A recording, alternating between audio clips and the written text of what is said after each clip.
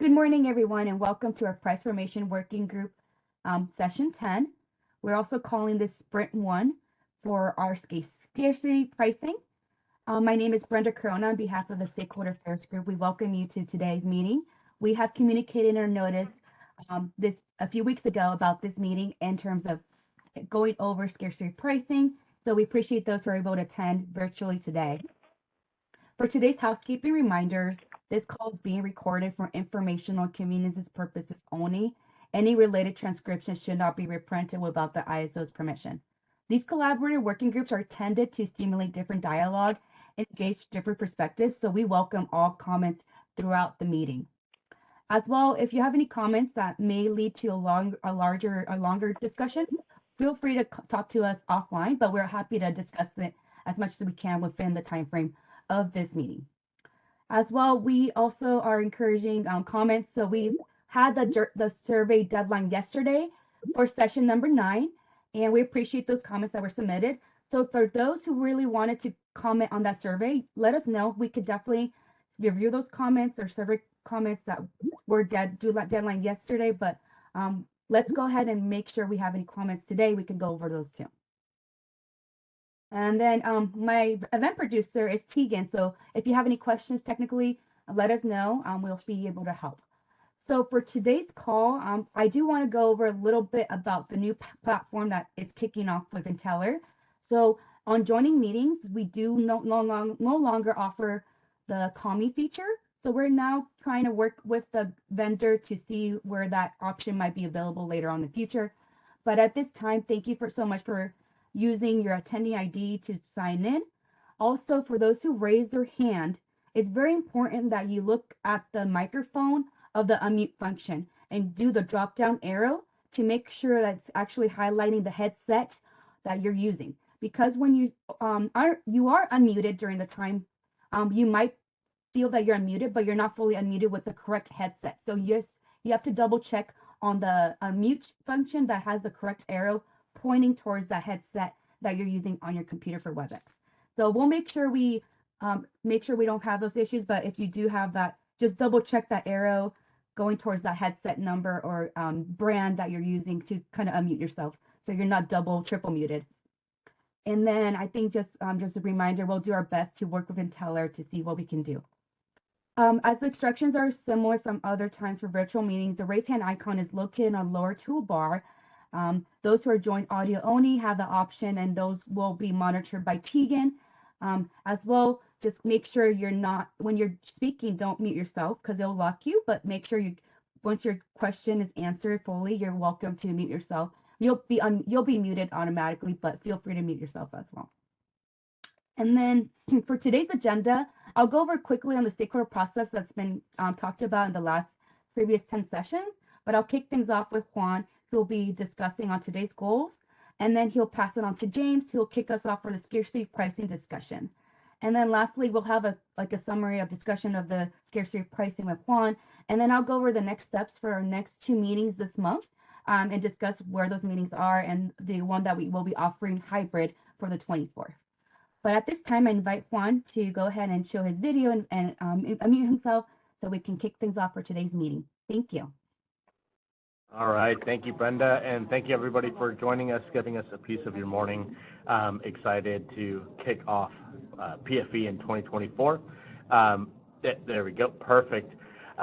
So it has been a little while. It has been since October since the scarcity pricing element of this conversation was at the focus of the working group discussion. So I just want to briefly kind of queue up what the goal for today's working group session is. As Brenda also mentioned, we're calling this sprint number 1. We received a lot of stakeholder feedback on the amount of time some of these working groups takes, and I think since we were kind of coming back off of that BA level MPM conversation, we did a great level set there, really kind of centered the community's understanding on the challenges, identified some issues. We moved on to kind of the scoping of fast start pricing, having these shorter but subsequent sessions on scarcity pricing and some of the problem statements that had been identified in the early conversations of this working group might really benefit. So just wanted to kind of frame that up a little bit. We have kind of subsequent weekly sessions. We'll be tackling a subset of the problem statements each session. We'll be building off of each other, right? So this is meant to have a little bit of momentum as we move through sprint 1, 2, and 3. Every sprint, so next week, we'll review the conversation we had today. We'll add additional elements. And then again, as Brenda mentioned, on the 24th, we do have a hybrid session. So for those of you who are interested in coming in person, right, this is all about kind of building momentum and culminating towards, you know, well, for lack of a better term, a kind of understanding that a consensus or a confirmation or a validation that the stakeholder community feels as though we have identified very clearly the challenges and issues that we wish to address here, and then also, you know, move into hearing from the stakeholder community those potential solutions. So this is kind of a return of that working group conversation to scarcity pricing. We'll also take a little bit of time at the end here of this session to have that open dialogue. So we're really looking to you to provide us your thoughts on the potential solutions. Again, feedback on the issues identified, right? These are things that we have kind of put together from all of those earlier scarcity pricing conversations that we had through this working group process. But even if you don't have any potential solutions, I want you as a stakeholder to begin thinking about, you know, giving us feedback on what are the necessary considerations as we kind of get there. We're moving towards that next phase of the working group process. So today we have James Friedrich joining us, who he frankly has a pretty wonderful presentation. I'm going to be handing it off to him. I'll come back in at the end so that we can have that live back and forth, and we can make sure that we understand and capture from you, the stakeholders, what it is that you want the community to kind of come together around and make sure that we have identified the issues and we're framing them appropriately. So with all of that said, I'm going to go ahead and hand this back to our policy lead in James Friedrich. James, the floor is yours. Take it away.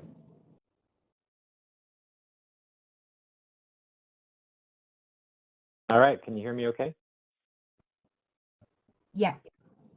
We can, but real quick, so we're getting some, so Ian, I appreciate your note in the chat. I apologize for that background noise. Let me get that taken care of. So please do let us know if you're hearing that wholesale, if it was just me. James, apologies. Go ahead. No worries. All right. So welcome back, everyone. Today will be our first of 3 sprints, we're calling them, on scarcity pricing. So we'll be having this meeting today, and then one meeting on the 17th and a meeting on the 24th. And as Juan explained, our intention is sort of to get these meetings in shorter duration, but closer together to sort of experiment on whether or not it's sort of a structure that's easier for stakeholders to retain the information from week to week and sort of provide a more focused subject matter week to week to make the discussions more productive. So today we'll be talking about one particular issue of scarcity pricing that we want to talk about today. Let's go ahead and go to the next slide. So a little bit of background before we get started. These are all things, this is all going to be sort of review if you've been following the price formation workshops. This is all sort of stuff that we've discussed before, but it would be helpful to sort of review a little bit about scarcity pricing before we jump into the first problem statement. So the first thing to understand is that under normal operating conditions, generally the market is setting prices based on the marginal cost of production. And so, you know, suppliers offer specific dollar amounts for their willingness to sell at certain quantities, and the market optimization decides the most economic way to meet the current demand by dispatching and committing units in merit order. And so one thing to note in relation to this is that as demand increases, naturally, the market prices become more expensive because as you move up the bid stack, the market is having to dispatch more and more expensive generators. And so we see this phenomenon generally when we're in tighter system conditions. You'll generally see prices to be more expensive than they are at lower load times of the day or lower load times of the year. Now, how we want to distinguish that phenomenon with scarcity pricing, where yes, prices naturally rise because of this phenomenon during tight system conditions, but scarcity pricing itself actually means something a little bit different than that. Scarcity pricing is an administrative procedure that occurs when market prices exceed the offer price of the most expensive available resource. So essentially, whenever there's supply offered into the market that fails to meet the demand for a given market product, it will trigger scarcity pricing. So the difference between scarcity pricing and just general price rises when demand increases is that there is no quote unquote marginal cost of production when there is not enough supply to meet the demand of a specific product. The supply and the demand curves, simply put, just don't intersect, and you can't find a supplier's price at that point. And so what has to happen is that in order to clear the market, there has to be sort of an administrative price that the market falls back on to say, okay, well, if this particular requirement or this particular demand can't be met, then we'll clear the market at some administrative price that the market uses. And we reviewed this in the last scarcity pricing workshop where we talked about this concept of surplus variables or slack variables and how that gets incorporated into the market optimization. So if that's something that's not familiar to you, I do suggest following up on this meeting with a review of the previous scarcity pricing workshop that we did, and hopefully this stuff will become a little more familiar. So let's go to the next slide.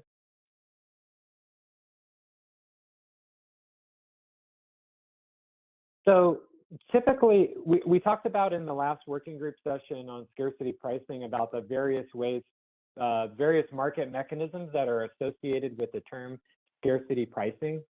But the primary one that markets use across the US is through reserve shortage pricing, or essentially reserve shortage pricing means that if the market is not able to meet a specific reserve requirement, then an administrative price will be set at some sort of penalty value of that reserve.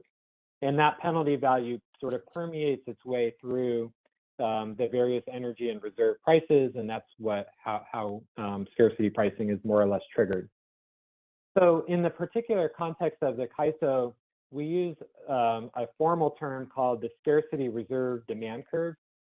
Scarcity reserve demand curve is a CAISO tariff defined term, and we did show in the previous workshop, we did show where you can find that in the tariff and in the BPM. And it essentially shows various, at various levels of being unable to meet reserve requirements, what the various penalty values are at those shortage levels. So when the CAISO market is unable to meet the minimum procurement requirements for ancillary services as set by the NERC standards, the scarcity reserve demand curve triggers to send a price signal to the market to say that we're short on some specific reserve, and those prices sort of permeate their way through the general market. So in particular, the CAISO has various ancillary service regions or subregions, and if the market requirement for a specific reserve in those regions are not met, the scarcity reserve demand curve clears the ancillary service in question at administratively determined prices that are shown in that curve. Let's go to the next slide. So again, James, we do have a question from Mark. We do have a hand raised, if you don't mind. Apologies. I'm sorry that I missed that. I'm sorry that I missed that. No, not a problem. I just want to highlight and maybe have you confirm that in the ISO situation, scarcity is only triggered once a reserve shortage occurs. And prior to that, CAISO operators, according to emergency BPMs or operating procedures like 4420, have taken a lot of out-of-market actions already in order to avoid that reserve shortage. Isn't that right? Yes, that's correct. So that's a good reminder that maybe I should step back and sort of distinguish what I wanted to focus on today versus what we'll focus on next week on the 17th, which is exactly what you're saying. So today I sort of wanted to focus on issues that arise when we're in an actual reserve shortage, and our sort of hypothesis that the scarcity reserve demand curve is not as effective as it could be, with some market limitations that exist today.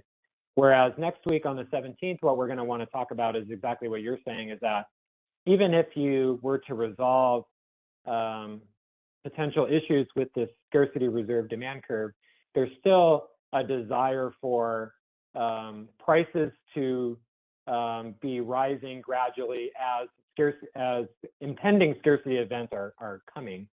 And part of that justification is exactly like you said, Mark, that operators are taking out-of-market actions that are preparing the system to resolve shortages. And if those actions are not priced into markets, the price signal is not incenting the right behavior. So that is something that we'll talk about next week, and I hope that distinguishing makes sense. Awesome. Thanks, James. I'll make sure I'm on next week as well. All right. And James, we do also have Kathleen with her hand up. Tegan, could we please go ahead and unmute Kathleen? Absolutely. You're unmuted, Kathleen. This is Kathleen Colbert from Vistra. Can you hear me, James? Awesome. Nice to see you. And thanks for the presentation. While you're on the kind of rough discussion of your view of this sprint, which I like that framing, in a little bit more detail, can you just keep going one more? Thank you for that idea of your scope for this week, next week. Can you just finish with 24th and kind of map out what the last week looks like? This is very helpful, so I really appreciate it. Yeah, it's a good thought, because it helps stakeholders understand where certain things will happen and where they can hold their questions if they have them. So again, as a review, so today we'll talk about the scarcity reserve demand curve in particular. Next week, we'll talk about issues that may arise, as Mark mentioned, when we're impending a shortage event. Our sort of problem statement is that ISO doesn't have sufficient mechanisms to price in impending shortages, which help you resolve the shortage in the first place before having to get to this point. Ultimately, we never want to get to the point where we're actually short, right? And that's what we're talking about today, when we're actually short. And then the third week, we sort of have a catch-all bucket, I guess, of other scarcity pricing issues, or I might even go a level above the term scarcity pricing and just generally say pricing during emergencies or pricing during tight system conditions, because scarcity, I'm trying to say that scarcity pricing kind of means something specific, where in the third bucket, we might be talking about things like, for example, there are limitations on the way storage resources can offer into the market that we want to address, where when penalty prices go to the $2,000 mark, storage resources aren't able to offer up to that amount. Questions about strategic reserves and whether or not the CAISO needs to do anything special for when strategic reserves come online. Are we able to ensure that during emergency conditions we still have generally the price signals that are appropriate that reflect those emergency conditions. I'm forgetting some off the top of my head, but it's sort of a problem statements that we've discussed in this working group in the past that sort of are in this, I call it just this general bucket of pricing during emergencies that have been brought up to date. And the last thing I'll mention is that we're also sort of looking at this sprint as like, if there are issues that we're not identifying that stakeholders have as it relates to scarcity pricing or just general pricing during emergencies or tight system conditions, we want to know about those in these sprints because as we transition to policy development eventually, what we want to make sure is that we've captured all of the, in these working group periods, all of the problem statements that stakeholders want us to sort of investigate or to solve and in collaboration with stakeholders during the policy development process. So I hope that's helpful as a long answer. That's incredibly, I don't want to overemphasize, but to me, that is incredibly helpful. So thank you so much for going through that. One quick follow-up is just a sense of where it is in scope, or if it's not in scope, that's helpful too. Is the AS reoptimization. Do you see that, is that today, next week, or is that kind of something we're deferring to a later date? That's today. Okay, cool. And I will Thanks, James. mention that, today, So AS reoptimization will be today. It'll be sort of one of the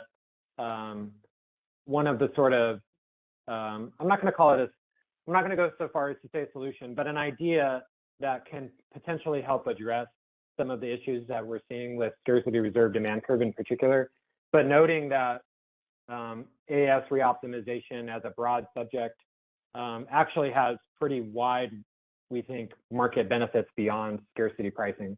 But today we'll be talking about it specifically in the context of scarcity pricing. Thanks for those questions. And I got two more that popped up, so we'll go ahead and move to the next one. All right, we'll go to the next question. Seth, your line is unmuted. Yeah, this is Seth with DC Energy. Can you all hear me? Oh, great. So I just had a question. When are we going to take a look at real data? Like, I think, part of the problem here is there's a lot of price taking megawatts out there that are linked to out of market actions. So in other words, you're releasing megawatts that have no price into the dispatch stack, and you see that suppression. But I don't think anyone really knows exactly how much suppression is going on, or exactly how many of those megawatts, price-taking megawatts, are out there. Anecdotally, every time I see CAISO hit the emergency button, all of a sudden prices go down. So I mean, I see that, but I would like to see exactly why that is the case. How many of these megawatts are out there? That I think some of the prior callers had hit on that. That is one of the issues that needs to be fixed, because that is absolutely interjecting inefficiencies into the pricing scheme of the CAISO. I mean, as soon as you go into scarcity condition, prices go down. That's like 101, not what you want to do. So I would encourage you to get out some real data so we can begin to look at that issue.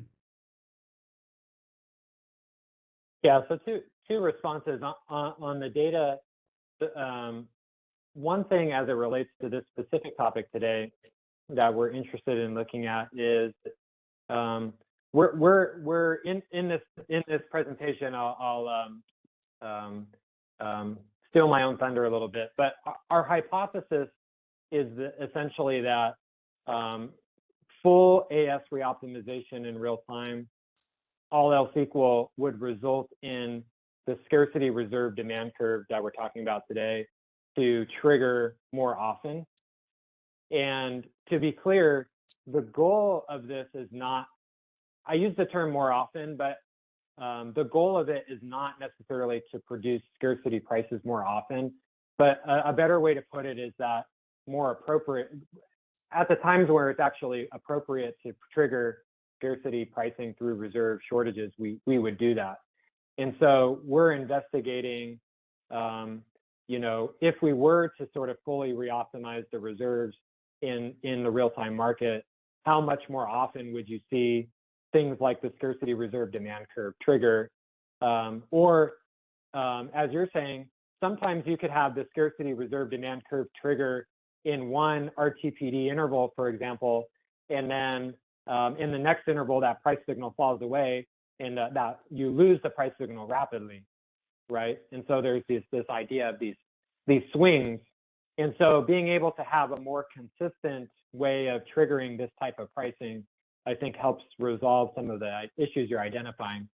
And then the last comment is that in sprint number 3, the theme generally is exactly what you're saying, that when you're in, I guess I would put it this way, exactly as you said, when you're in emergency conditions, you don't want to be taking action that suppress the price level to, you know, sort of non-emergency prices. So for example, if prices, you have an pending emergencies and prices are like, say, $1,000. This is just a hypothetical. And then you're nervous about an impending shortage, so you take some action to do something to protect yourself against that shortage. You don't want the effect of that action to be to reduce prices to $200, because essentially you're sending the wrong signal to the market that we're in an impending shortage, and the prices need to reflect that to incent the right behavior from market participants. And so if there are actions that you're taking that are in effect working against that incentive, that's not an efficient way to run the market. And so that's exactly what we're hoping to look at in scarcity pricing sprint number 3, is like, what types of actions other than the ones we're talking about today might contribute to that reality that we should look at and help prevent. Seth, let me know if you have any follow-up to that. I hope that response is helpful. Yeah, Tegan, I did see Seth's hand go back up. If we could unmute him. Dan, Chris, we see your hands as well. But just again, a reminder, don't unmute. Just wait to unmute, or to remute rather. That way we can have that back and forth where needed. I think you hit the nail on the head about response. So you want to have the prices there to get the efficient responses. No one's arguing that you just want the prices for the sake of the prices. You need them there for the efficient response. And that is in particular demand response. You want that signal there so that you can see the demand side react to those prices. And then you really see the behaviors align in a total market system. And you have supply who's also seeing a signal that, hey, it's important for me to be on. So I want to make sure that my maintenance and everything on my machines is correct so that I can actually provide the supply. And then you want the demand side to say, okay, these are the intervals I really want to hone in and see where my price sensitivity is. So I think you've got it. Thank you. And if I may, before moving on to Dan and Chris, on this slide here is sort of explaining in these 2 sub-bullets here what Seth is saying in terms of the price signal. The main purpose of the price signal is both for suppliers and for loads. And in this sub-bullet, we're using the word load very generously. It can be anybody that's demanding power from the system. It could be actual consumers, it could be exports, it could be batteries charging, it could be pumps, it could be demand response, any of this stuff. The price signals are important to help people understand what sort of behavior they should be undertaking at any particular time to help the system resolve the shortage, or an impending shortage. Okay, next question. All right, Dan, you're unmuted. This is Dan Williams from the Energy Authority. First, just really appreciate how you're setting this up. Echo what Kathleen and Mark said about how nice it is to have these kind of sprints put into categories going out over the next 2 sessions. Just a few quick comments. One is that just kind of as we transition from fast start pricing into scarcity pricing, I hope as we maybe get to sprint 3 that we're able to kind of synthesize some of the work that's gone on before and like consider the extent to which having fast start pricing helps with the problems that we're solving with scarcity pricing, and looking at things like reference level updates and some of the other stuff that we talked about over the last few meetings and even in the gas resource management meeting as kind of a package of fixes. The other thing that's kind of more specific to this sprint is just being very specific about what impacts the CAISO BA versus the EIM and EDAM, future EDAM BAs. And kind of being specific when you're talking about CAISO in these last couple slides, that's very specific to CAISO's ancillary service policies within its BA, but those don't exist in the external EIM and EDAM BAs. And whether that causes any need for different solutions or thinking about things happening in the other BAs, given that it's a one big co-optimization.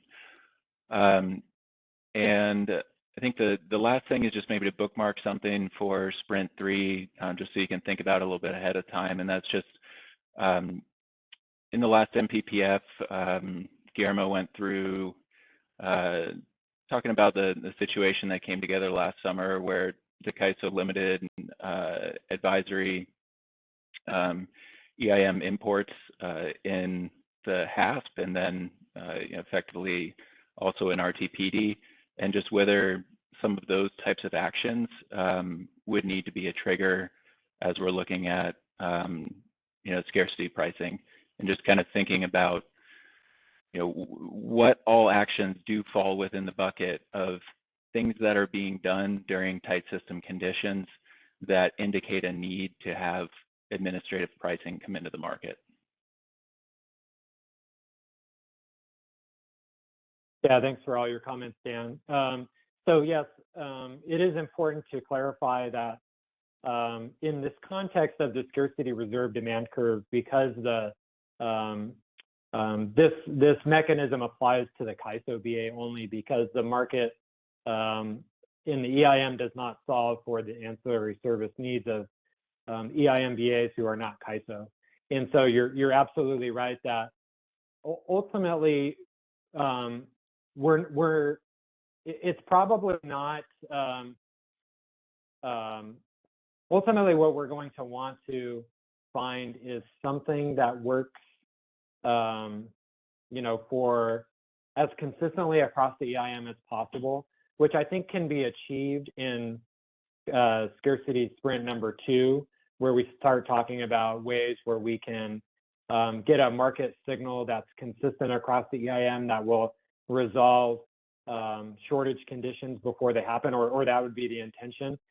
And I also want to make clear too that these are things that, yes, the price signal for the CAISO BA may, in terms of our own reserve shortages, may look a little different than the EIM entities, but independent of the EIM, the CAISO would still, this is something the CAISO would still presumably desire to do, even if it's not the same price signal as set in the other BAs, because it's our own or CAISO's own BAs reserves that are at risk here. And so that the EIM in total doesn't resolve the ancillary service procurement of the other EIMs is, a limitation that means that other BAs cannot use mechanisms like the scarcity reserve demand curve to price signal when their own reserves are falling short through the market, and presumably they're making their own reliability actions to protect their own reserves, and that's just kind of the way it is. I also sort of agree about the fast start pricing. We're not trying to sort of earlier. I don't remember which comment it was, but I tried to not use the word solution in terms of what we're trying to accomplish here in the working groups, because it dawns on us that there are potentially many different solutions to the problems that we're setting out in price formation generally, and some of them may be accomplished by sort of a holistic solution that may resolve multiple problem statements at once, rather than designing individual fixes for each little problem. You're right that we need to sort of step back and say, well, these are all the problems that we're seeing. Are there ways, what's the most efficient way to tackle all of them? or as many of them as we can, through sort of a single holistic solution. And so that's really important as well. So I appreciate that. I really like that, James, and appreciate that response for sure, and definitely agree on having the holistic solutions that kind of also help with facilitating implementation that makes sense and can get done on time and addresses the the biggest problems with the best solution. And also just want to reflect too that the definitely the CAISO setting a priority and looking at specifically how the reserve demand curve here is appropriate for the CAISO BA is 100% a good thing. It's just thinking about, like, given the actual sort of market that exists, what needs to be just kind of considered in maybe implementing some of these fixes in light of the fact that you have a very dynamic, often well supplied 5-minute market happening at the interties at the same time that sort of this policy is in place, just because of how fast that can adjust and how much that can impact pricing. But really appreciate the responses there. Yeah, no problem. Thanks for your comment. Like I said, James, this is a good conversation. It's definitely got the juices flowing. We have a line of hands here. Let's go to Chris Devon next.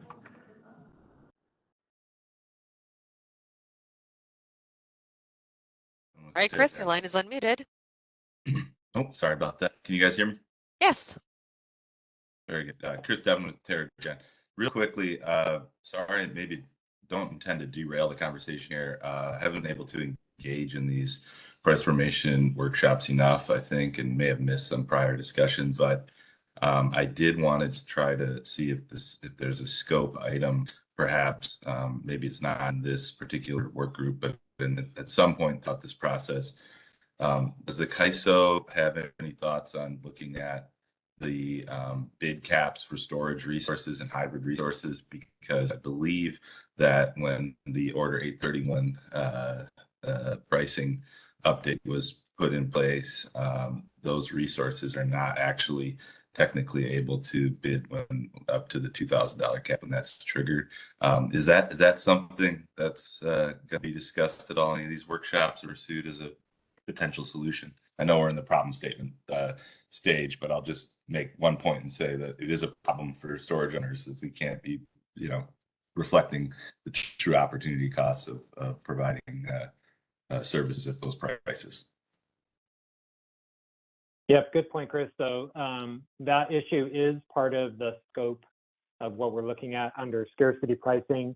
We'll discuss it a little bit in scarcity or the sprint number 3 on the 24th, as it's sort of in this bucket of sort of catch-all items of issues that we do want to eventually address. So, yep, good catch, and that is something that's on our radar. Sprint 3. Okay, very good. Thank you for that clarification. Appreciate it. All right, Chris. All right, let's go back to Kathleen. All right, Kathleen, your line is unmuted. Great, thank you. It's Kathleen Colbert from Vistra. I wanted to just take the conversation with Dan Williams just one more step further, if that's all right, and if that's all right with Dan too. So one thing that I wanted to I think what Dan raised was incredibly important, to think about it from what's a CAISO-centric issue versus what is kind of a wider real-time WEAM. And we all know CAISO is in WEAM. There are non-CAISO areas in WEAM. And so having that big picture perspective of real-time, both from like a HASP and then rolling into WEAM, does make a ton of sense. So I appreciate the flag from Dan to stay mindful. It also occurred to me that I should note, we spent some time thinking through just like our scope priorities through this working group, which has been very valuable that you guys have been doing it this way so we could scope that out. I definitely hear most of the scope that we requested discussions on included in today and then some in the third sprint. But one I wanted to tease out because I think it's more relevant to the EIM community as they think about how ancillary service scarcity like impacts them. Because I know it's easy to say the non-CAISO BAAs don't have AS requirements that are optimized through the real time, right? That's factual. But rounding this out is that one of our scope items that we requested was a discussion on how ancillary service requirements impact energy prices at the same time. There's a lot of market designs across the country that have a stronger relationship or interplay between when AS scarcity occurs, ensuring that there is some functionality, and so to not be specific, James will just say some functionality that ensures that the energy clearing price reflects that scarcity. They move together. Some markets do an administrative adder for the actual like AS reserve scarcity price gets topped on top of the energy clearing price, and it's done administratively. There's other designs, so not presuming a solution, but Vistra has asked for that to be like in scope of the discussion to really tease into when AS scarcity is occurring. So like scope of today is occurring. What are the energy clearing prices at the same time? While we believe they should be both moving in an upward direction so that incentives for both energy and AS are consistent and incentivizing that response that you and Seth talked about. I recognize as a discussion we need to have, but I'm flagging that scope that we requested again and putting it in context of EIM because it's important, right? So the energy prices or any changes to energy prices that result from this holistic reform you were noting is going to have a wider impact on EIM. So we should be mindful as we kind of talk through this, both what's CAISO, but also how it impacts EIM. Because even if, let's say you pursue a solution that results in the CAISO's prices reflecting its own AS scarcity, that has some impact on EIM. But I think what the EIM entities would want to understand is how does that show up in their prices? And I'll leave it with that. But I do think we should think about it the way Dan said. Yeah, really important comment. So in the previous working group session on scarcity pricing, which I think Juan said was maybe 2 or 3 months ago now, so it's been some time, we did go through some examples about how the CAISO market co-optimizes energy and ancillary services. And when there is an ancillary service shortage triggered, how that can permeate or how that can sort of show up in the energy price. And that, as you say, is an important price signal. And it's how scarcity pricing is sort of effectuated generally through markets, as you mentioned. Now, our hypothesis, and something that you're picking up here, is that that's not happening, that sort of effect is not happening maybe as often as it's warranted in our market.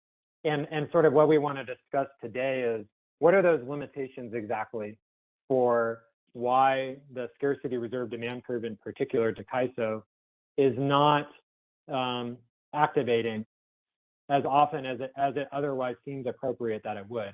And therefore you would get, as you mentioned, more consistent price signals because the activation of the demand curve is not on, off, or you have a sort of more consistent view of what those prices are.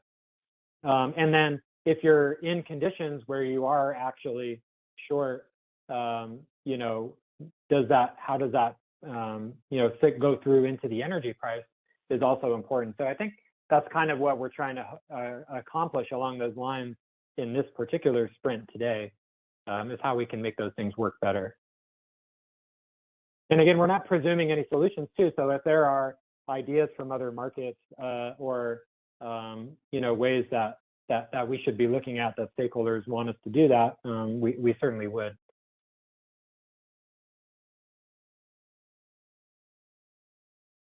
All right, let's go to Steve and we'll move on in the material. We'll go to Steve next. Hello, Steve. Your line is unmuted. This is Steve Keen. Can you hear me? Yes. Okay. I want to follow up on something. It's the connection between ancillary services and energy, and the fact that ancillary services are co-optimized in the CAISO market, but not in the rest of the EIM. And I believe, correct me if I'm wrong, that the way things work is energy is filled first. If there's a shortage overall of resources, energy is filled first and then ancillary services. Right. So that's true in the day ahead market. Ancillary services are protected at a higher level. Technically, in RTPD in real time, the scheduling priority for the ancillary service procurement is lower than the power balance constraint, such that you would relax the reserve requirements before the power balance constraint, which is the reason why the scarcity reserve demand curve can trigger in the first place. However, there are, of course, actions, things like arming load and other things that the CAISO operators would do, where you are sort of trying your best to protect the power balance constraint by, allowing for some curtailable load to meet towards your reserve requirements as sort of a last resort before curtailments. So that sort of thing does happen. But in real time, the AS scarcity price, or the AS scheduling priority is technically lower than the power balance constraint in the CAISO. I'm sorry, I'm confused. So you said that the constraint, I'm sorry, I'm having trouble understanding this, and I'm trying. So when there's a shortage of resources that appear, the power balance constraint is the main, right? It also has to do with the way things work up. So, things that can provide energy, anything that can provide energy will be providing energy to keep the power balance constraint. And after that, then you would look at getting reserve. I think that's what you said, but the way you started that kind of confused me. So that yeah. But I mean, what I'm wondering is, when the whole EIM gets into a shortage condition, the other areas are not necessarily going to experience any changes to because they're setting their reserves ahead of time. So they're not going to see an increase in price in their reserves directly. And they're going to be pulling energy potentially from the CAISO. So does that mean, like, if there's an overall shortage, that where do the reserves in the CAISO compare to, say, the energy needs in the other parts of EIM? I see what you're saying. Yeah. So you have it right that in terms of scheduling priority in the real-time market, the power balance constraint is protected higher than the CAISO's AS reserves. And so if prices warranted it, where you have neighboring BAs in the EIM who have the thing to think about here is that shortage, the way you're using the word shortage, means something different to an EIM BA than it does for the CAISO, because in the CAISO, shortage means we're beginning to be short in our reserves, which are NERC required minimums, right? And so the intention is to protect the reserves, as much as we can. In the EIM, because the reserves are not co-optimized, shortage actually means power balance short. So if there were EIM neighbors that were, in a power balance shortage, that would presumably trigger prices in those BAs that could, siphon energy from the CAISO or from other surrounding areas who are not in the shortage in order to help resolve, you know, that power balance constraint violation and another BA. So I think the effect that you're saying can happen. And then you're saying, well, at what cost to our reserves would we sort of let that happen? I think is your follow-on question. Am I tracking you? Yeah, I'm just trying to understand that process and what it means that AS isn't optimized in both of those markets. And I'm not sure it's an issue. I'm just trying to understand so that I can see,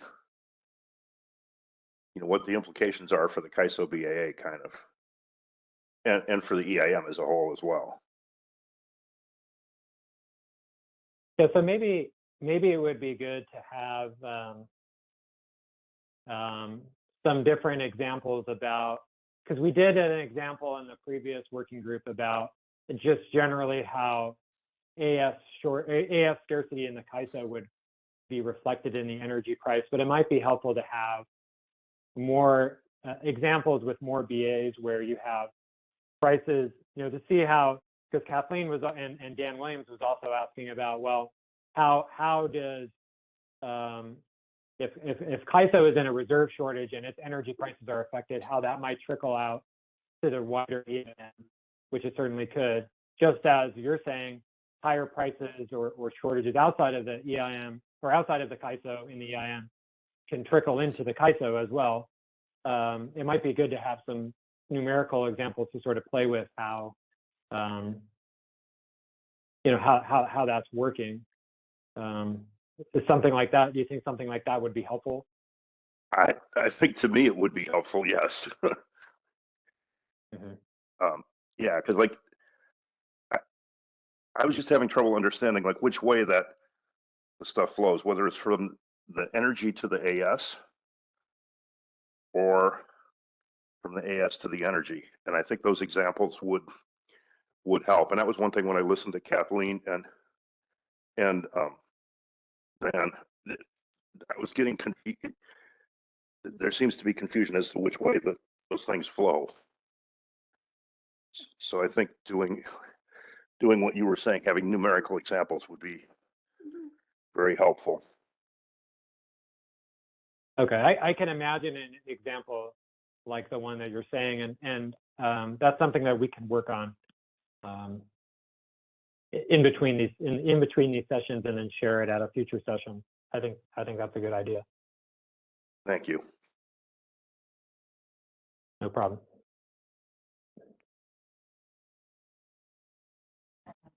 Let's hear from we do have, yeah, let's go ahead. Don.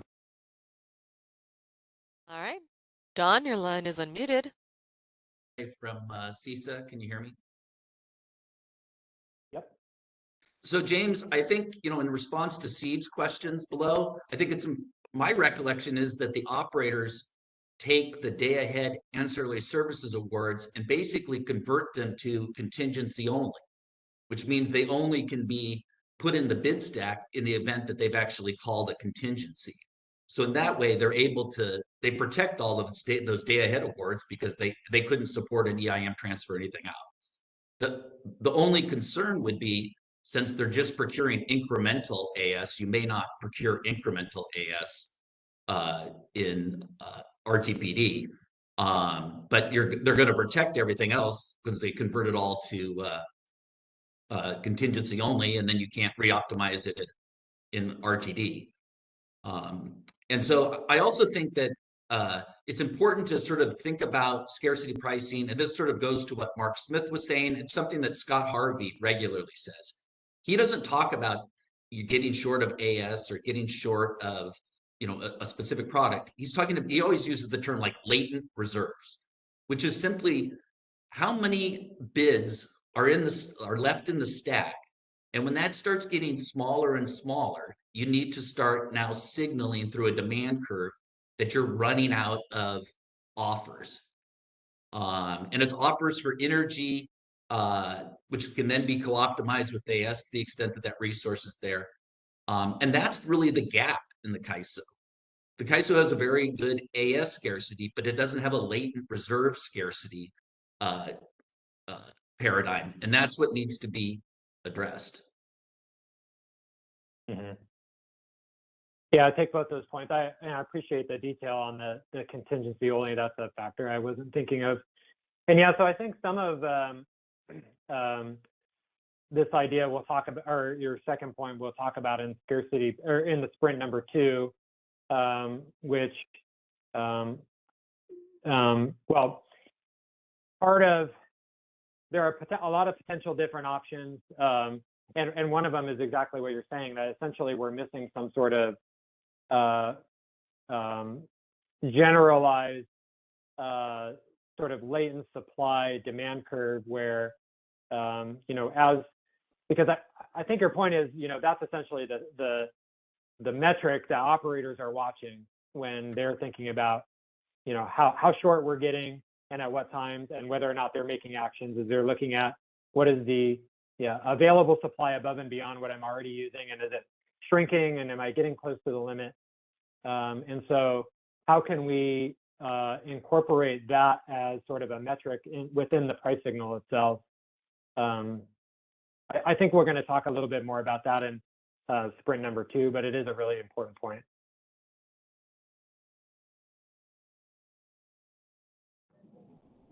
All right, let's go back to Dan, and then let's go ahead and move forward. We have a lot of good stuff in this. Let's go ahead and move back to Dan. Yeah, thanks, Juan, and James, been great conversation here. So that last thing that Don finished on, as far as how Scott the MSC's talked about latent reserves and how many offers are left in the stack. That's kind of what I was maybe stumbling towards with thinking about the EIM transfers. Is kind of when the ISO is getting to a point where it's kind of looking at what's left to solve the problem. How do they look at potential EIM transfers that could come in to solve that problem? And is it a different answer in HAS versus RTPD versus RTD? What are they looking at for sort of the latent reserves at the backing all the way up to stuck? There's kind of all these different points where you can say this individual BA is driving into a tough spot, and what's the best thing to do to get the right outcomes consistently over time, at any point where they're driving into those situations. Quick question that I had, though, just sort of technical level. When we're talking about the demand curve here coming in, when is that being assessed for AS in real time? Is that being done at HASP, or is it being done for every FMM interval as we get to it? I think that the AS incrementals at each 15-minute market interval, and so the demand curve would get applied at that point. Is that right? Yeah. So it applies in our TPD only. Okay. That's the only market run where we're procuring incremental reserves, incremental AS reserves if they're needed. Which is also part of the problem statement today, of course, because the fact that it being in only RTPD is there's a gap, of course, in RTD.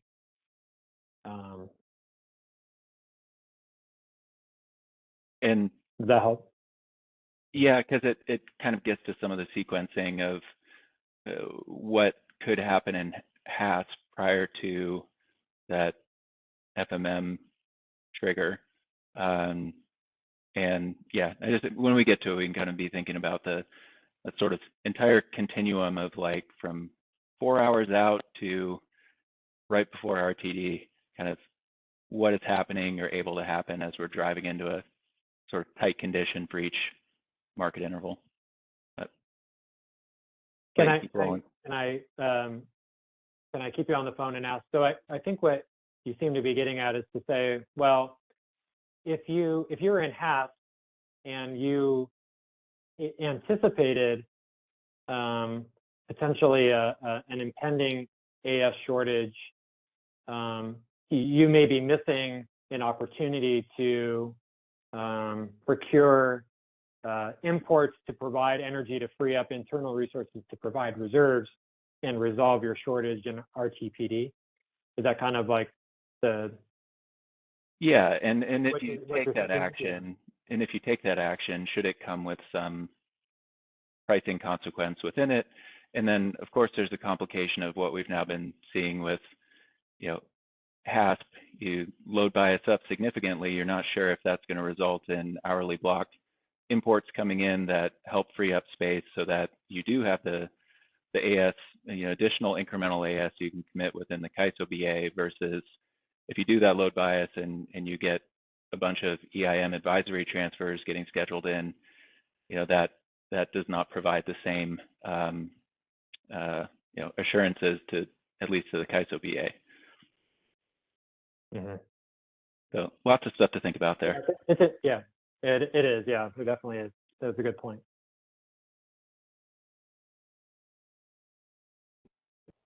Really appreciate that discussion. Yeah. This is exactly what we're hoping for in these working groups. James, no further questions in the queue for you. Please go ahead, and everybody loving this level of engagement. So please keep it going. All right, I'll be monitoring the queue for hands, so do feel free to pop up anytime you have a question or a comment. I think we accomplished what I didn't go through this slide, but I think the conversation, sort of took place of these bullets here to essentially say the reason why scarcity pricing is important is because it provides a signal to the market to incent the right behavior. We talked about that both from a supplier's perspective and from a demand perspective. And by providing these price signals, the scarcity reserve demand curve helps to maintain grid reliability during times of peak demand. And so it's really a reliability function to have these price signals. At the end of the day, that's what we're sort of trying to accomplish, is reliability through more efficient market mechanisms here. Let's go to the next slide. So I've shown this curve a bunch in the working groups, and it's good to revisit this. We are working with the authors of this paper to try to redraw the CAISO curve here. So if you've never seen this curve before, I'll go through it. Essentially, this is a figure taken from the paper from the authors, and you have the citation below, in which the authors, it's a great paper on the comparison of different scarcity pricing methods that the North American, or at least the US markets use. And what this figure intends to show is the price of reserve shortage penalty relative to the amount of available reserves, to try to get a sense about what prices and at what scarcity levels different types of reserve shortages trigger.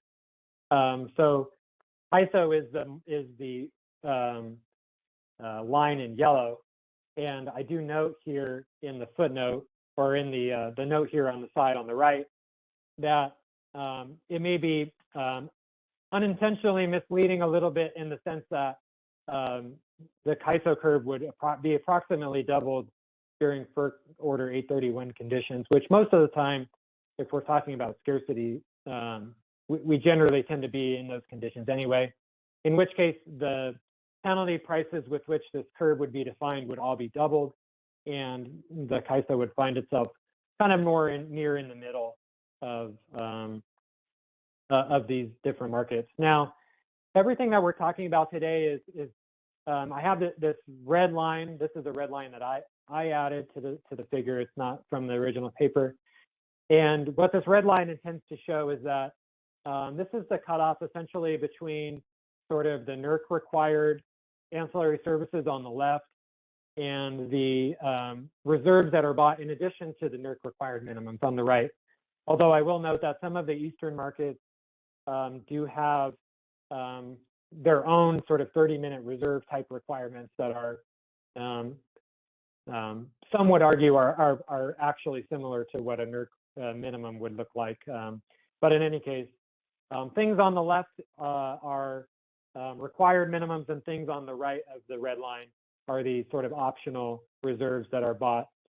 And so for the CAISO, it's kind of hard to make out in this figure, but there are 5 steps to the curve on the left, which if you track that to the CAISO scarcity reserve demand curve, it's the same steps. So when we talk about scarcity reserve demand curve in the CAISO, it's these 5 yellow steps on the left of the red line.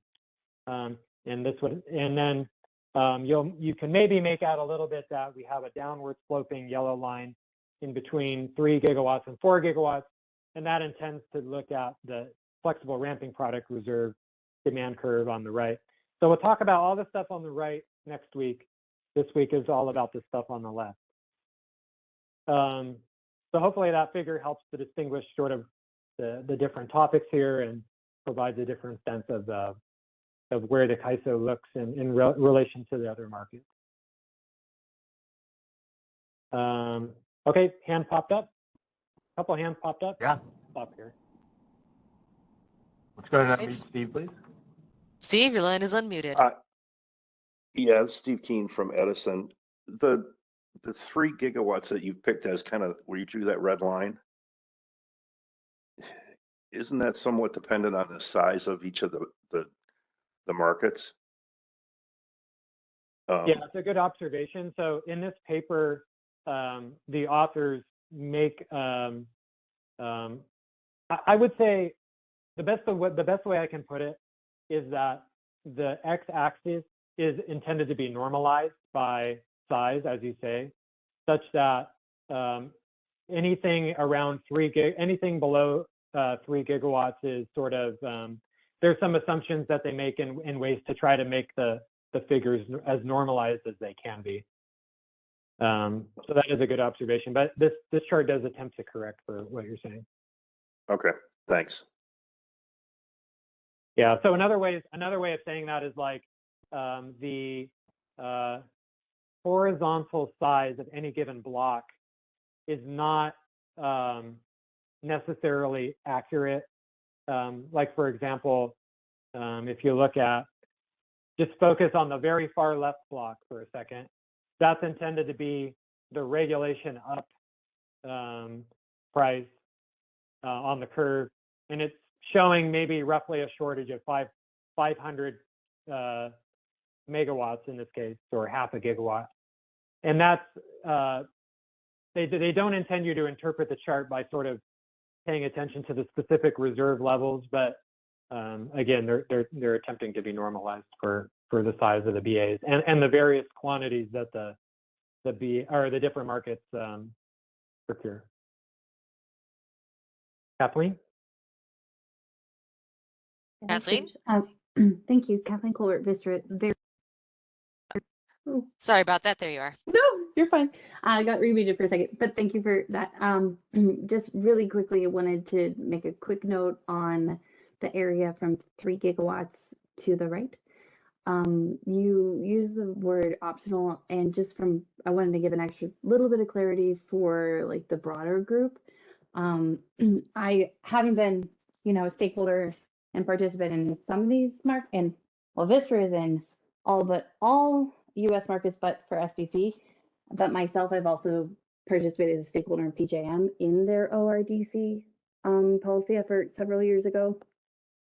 And so looking at that downward sloping demand curve on the far right, the way that I think we as a stakeholder community would have kind of articulated it is that that's the curve associated with a substitute for operator action.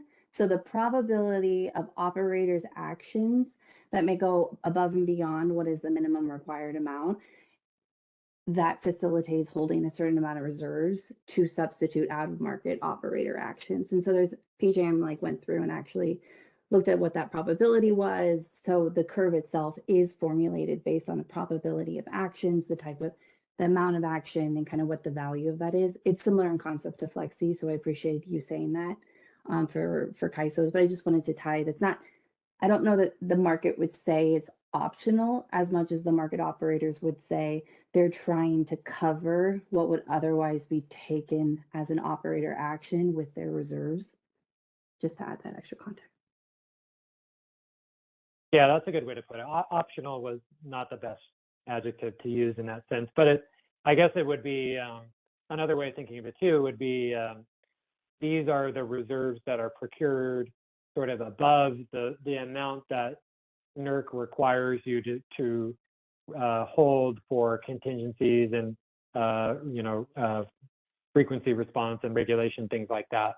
And it gets into things like FRP and like MISO has an FRP product, SPP has a uncertainty product in real time, where just as you say, they're sort of pricing in an economic trade-off about holding more reserves for things like uncertainty from load and forecast uncertainty and things like that. And it also gets into things like 30-minute reserves that all of the markets except for SPP and the CAISO have, which are reserves held for more broad reasons than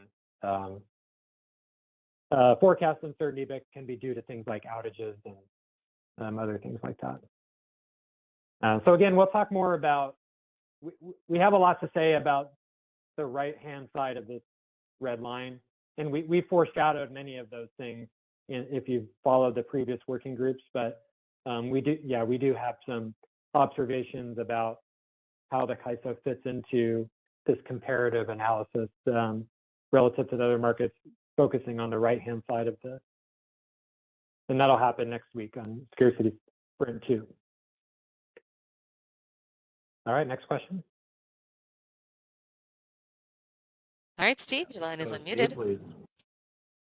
Hi, Steve Keen. Can we go back one slide? There was something on there that,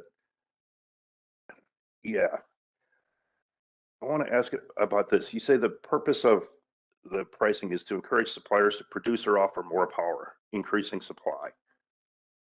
And what I want to ask about is the timing for that, because as I recall, the bids are submitted once an hour. And I can't remember how long, but a good bit before that hour, right?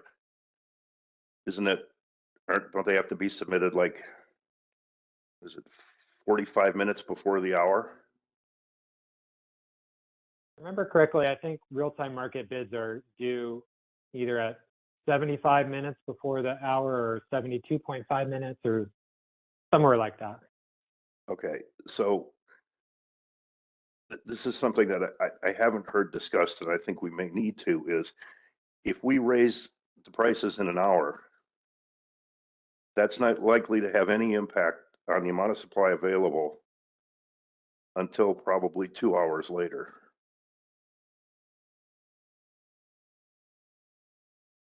Mm-hmm. Yeah, you're absolutely right. And so part of, I guess, that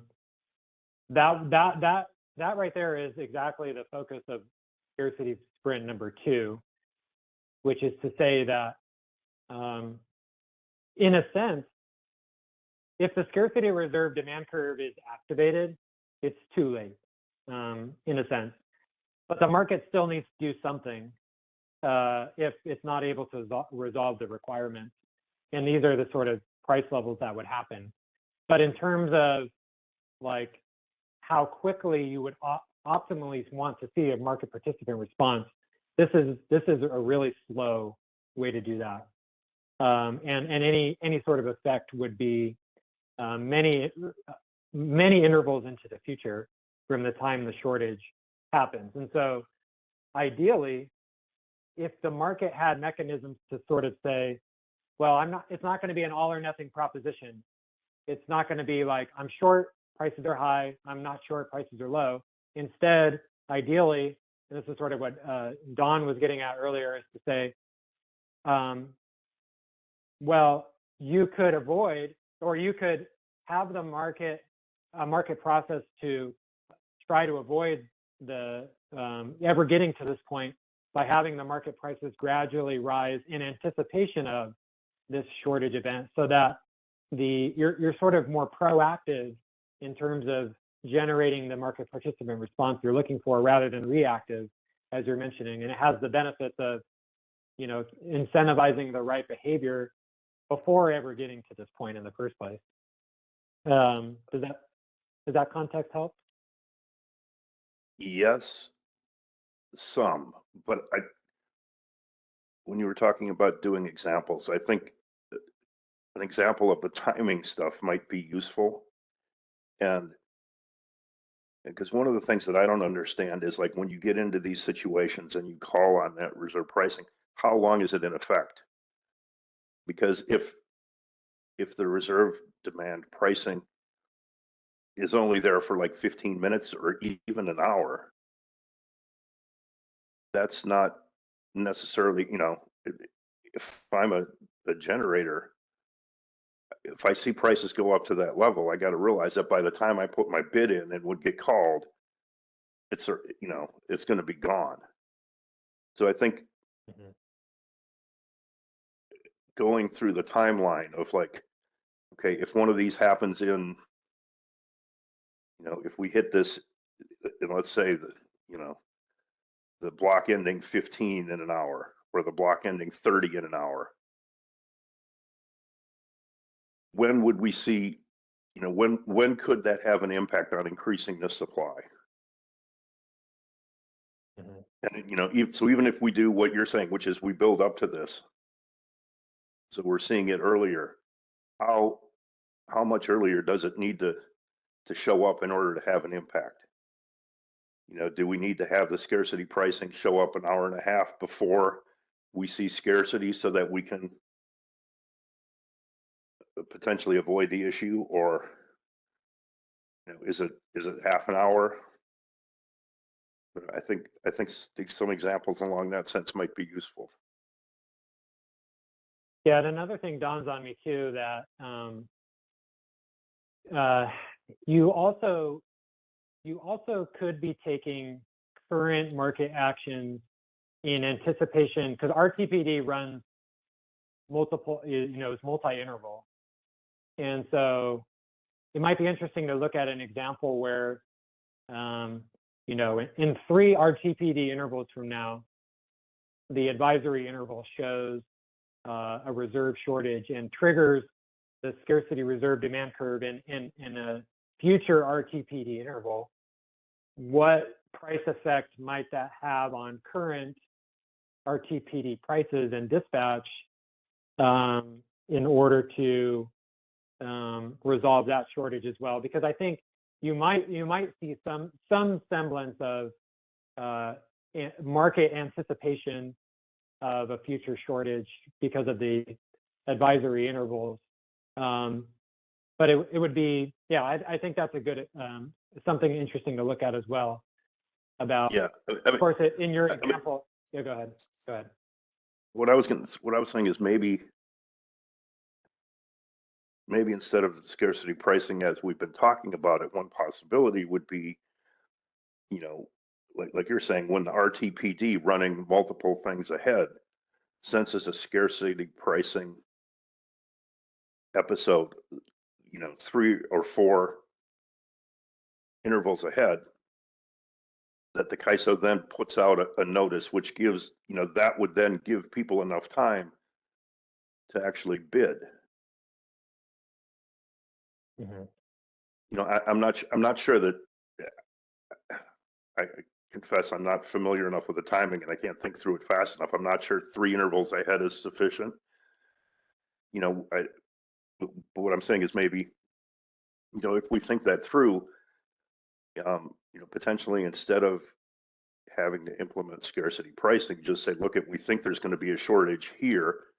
You know, we anticipate there being high prices or scarcity pricing, I don't know, you know, 5 intervals from now. So, you know, put your bids in for that.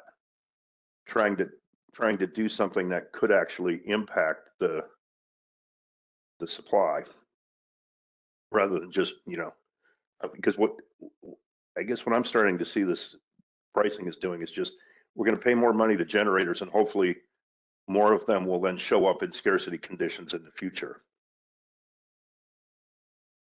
But there's not a, there's not necessarily a direct connection or a direct line there. And until today, that hadn't really dawned on me.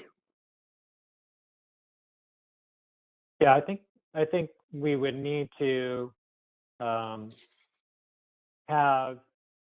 would think we would need to ensure that the market participant response is sufficiently timed in order to sort of make a difference.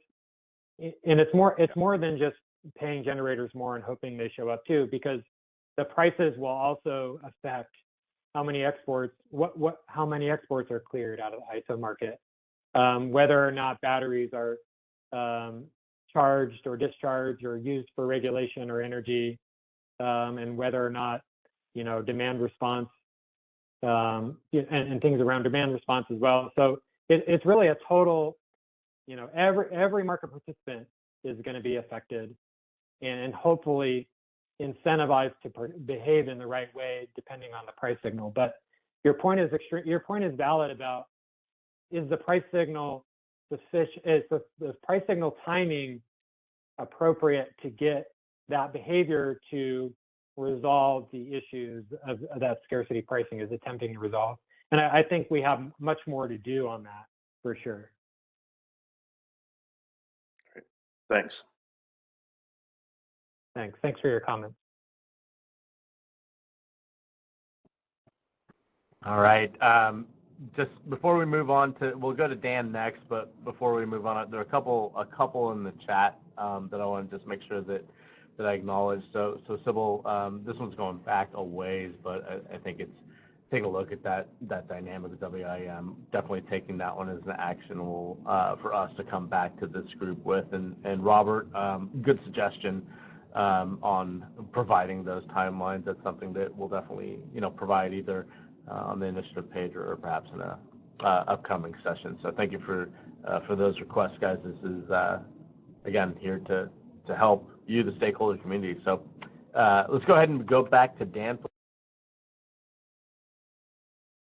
Hey, Dan Williams from TEA again. So I kind of raised my hand on the front end of Steve's comments, and then in that dialogue, you kind of landed where I wanted to go, and that's just that, we definitely need to have those signals that allow the market and sort of system operations to recover and get what it needs in the immediate instance. But I think from a policy and market design perspective, what we're really trying to do is set up a framework that produces consistent outcomes, that's transparent, so that entities know if they expect X, Y, Z conditions are going to happen, and those conditions actually do happen in real time, then sort of ABC outcomes are likely, and therefore those entities should take DEF actions. And I think about that going back all the way to sort of you could say the intraday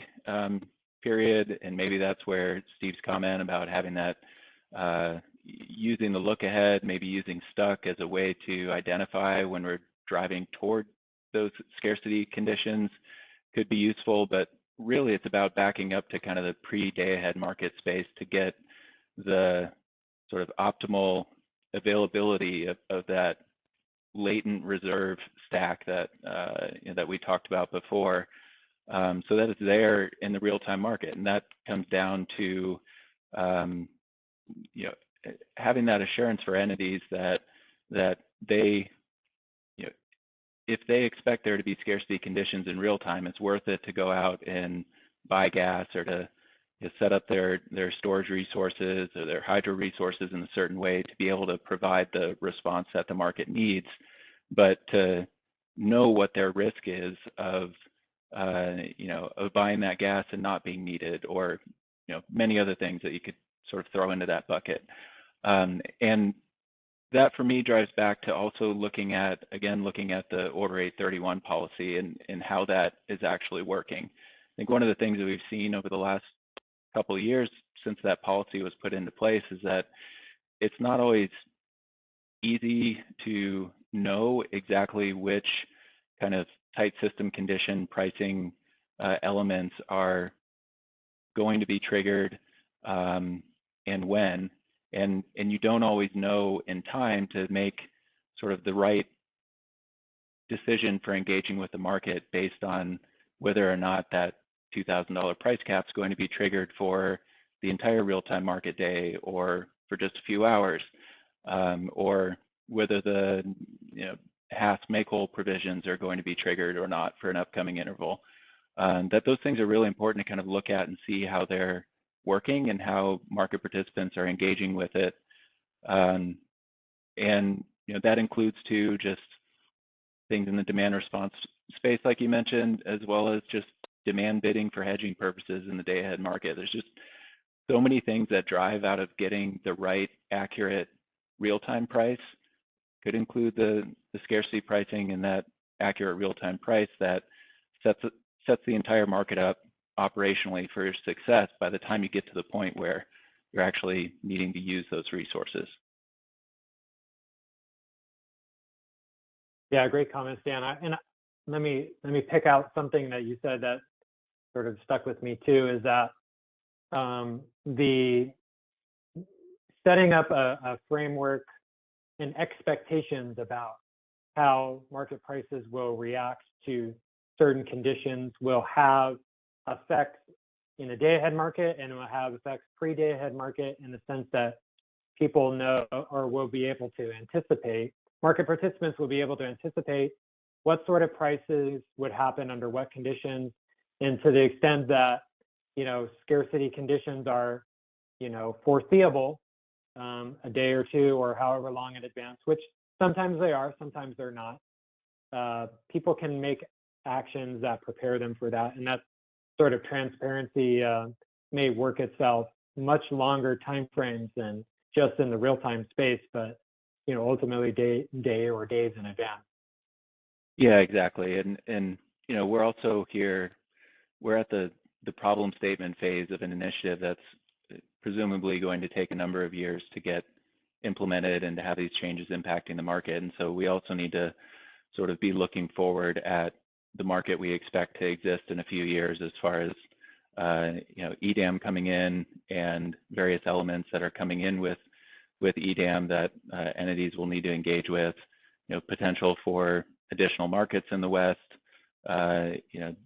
diminished capacity availability, and or just different types of capacity available, sort of all those sorts of things that, at least for me, drive to the need for having more certainty of what is going to happen in the real-time market if conditions materialize one way or another, and not sort of have entities making decisions prior to the day ahead market that are internalizing a risk of sort of real-time prices cratering when there's scarcity conditions, for example, because that ultimately ends up impacting multiple things and is not an efficient way for entities to engage with the market.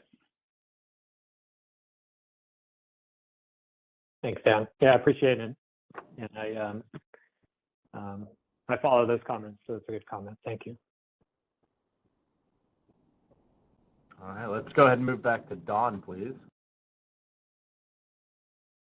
Hi, this is Don Trethewey from CISA. I was going to make sort of a similar comment, but so I'll be brief. But it's not about seeing the price that we're trying to get here, because seeing the price is too late, as Steve was pointing out.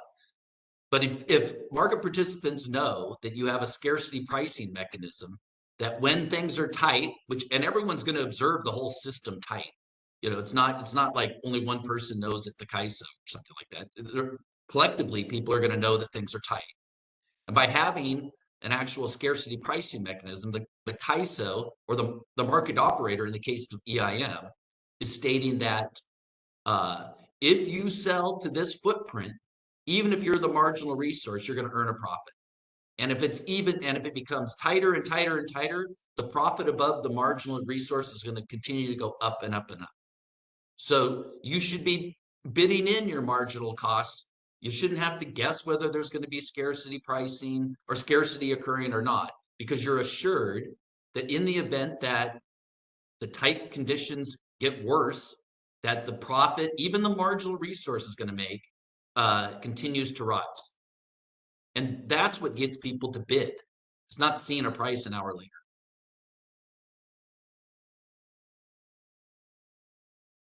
Yep, thanks, Don. So that, yeah, again, the design can have effects that are multiple days in advance, potentially, and setting up the behavior that you want in anticipation of a framework that will incentivize you or reward you for a certain type of behavior. You know, maybe that, as you said, you're not waiting necessarily until the price to show up, but in anticipation of what would happen under sufficiently tight conditions, you're going to make preparations well, maybe make preparations well in advance to take advantage of that. So, but the key is the opportunity to earn a profit, even if you're marginal. That's the key. Mm-hmm.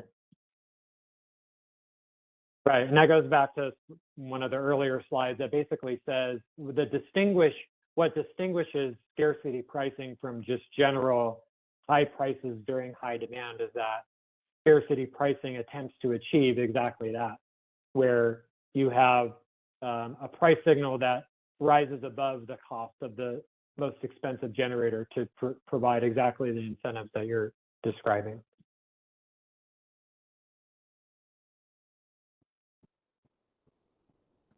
Thanks, Don. Let's, let me just, can I just say one? So really appreciate all the feedback today. The volume of feedback is much higher than in some of the previous sessions, so I don't know that we've timed out very well these slides relative to the amount of time we've allocated for this meeting. So I would like to try to get the comments wrapped up, at least so that I can finish the material, and then we can round back up with the group for some closing thoughts. But let's take Alva and Kathleen, and then if I could, let's cut it off for now, and then let me finish the material, and then we'll come back. Does that sound okay? Yes, Alva, we can hear you. Great. Yeah, thank you, James, for taking my comment. And this should be brief. It was sort of in response to what Steve and then Dan were saying. I think one of it, depending on how broad the scope of this is, I think it's worth thinking about solutions that aren't price-based but product-based. You know, then it's worth considering longer-term reserve products as being the correct market solution for this, because CAISO can define a need. The price can be based on opportunity cost.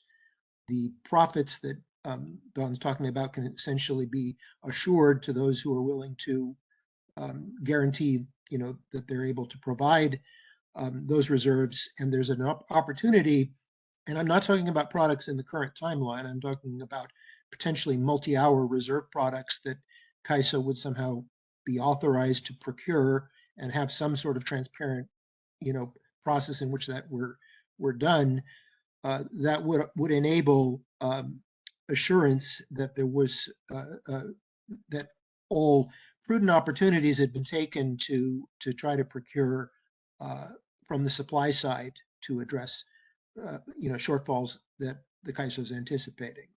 I just think that's a possible alternative construct to be considering if we're early enough in the design process here.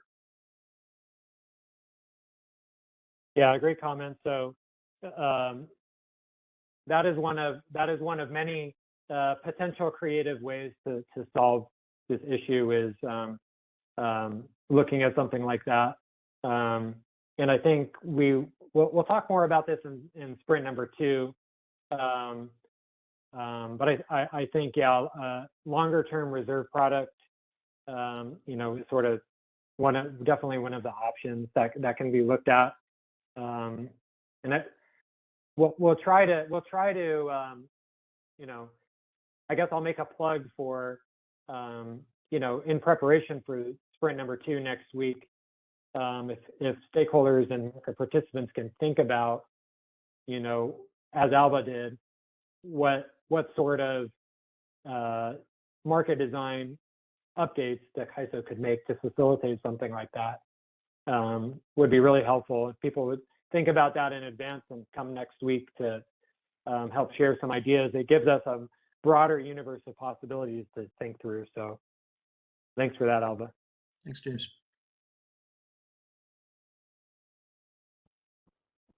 All right, let's go back to Kathleen, please.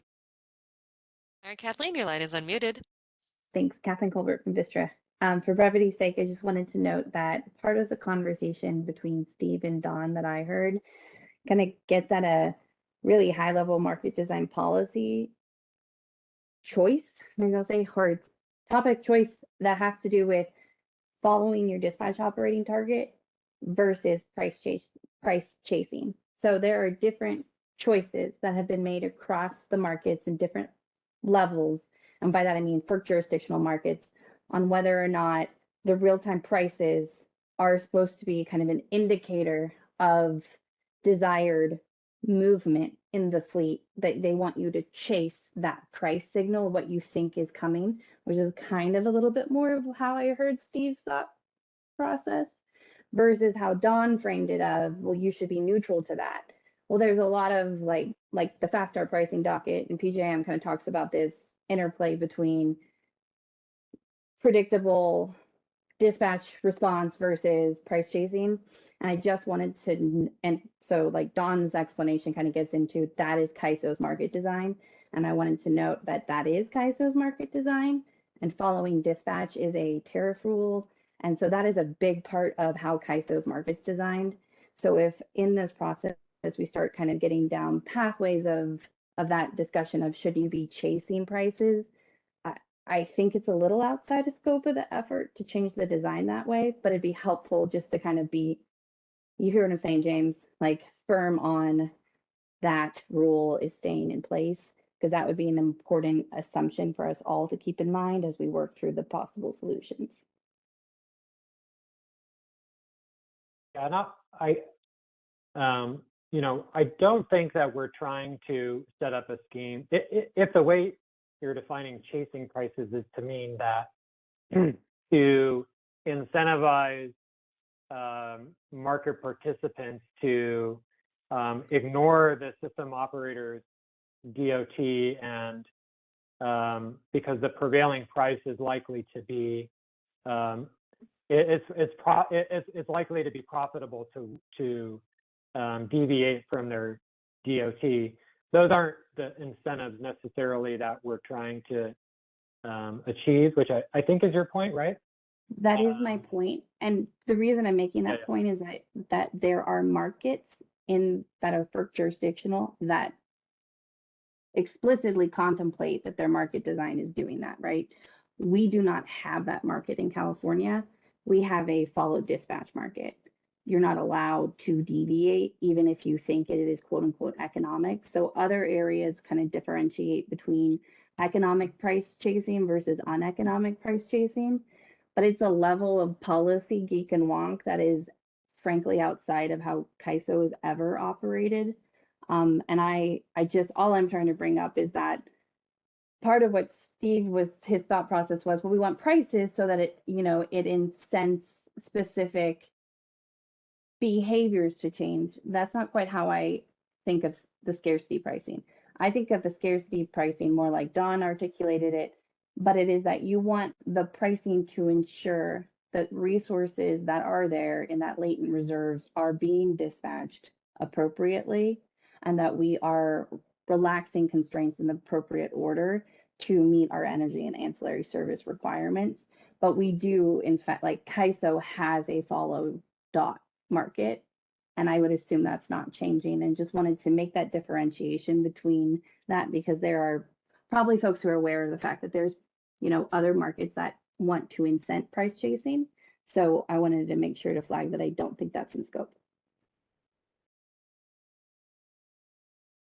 All right, I appreciate that.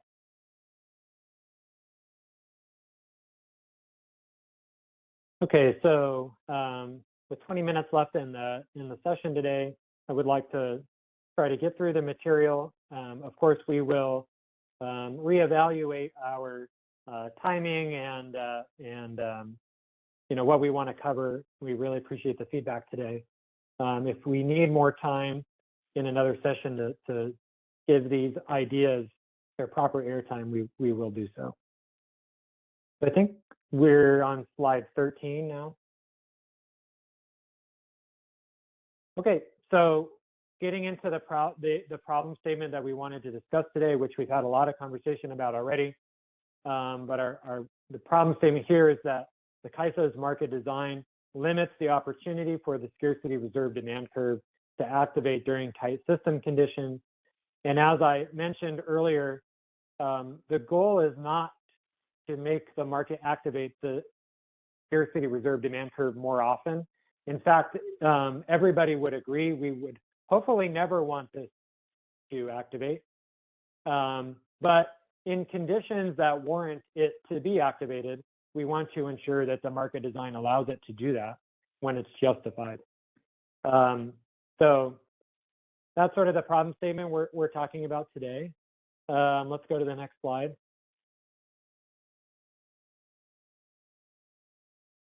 So I won't get too far into this because I think a lot of the discussions that we've had, backs and forths that we've had, highlight some of these things, but there are several potential issues related to this particular problem statement, as we've sort of already discussed. And at a high level, this is what it is. And so we do think that without fixing this problem, potentially poor market, these unoptimal market outcomes can occur. And I think the working group is focused on seeing what we can do about this. Let's go to the next slide.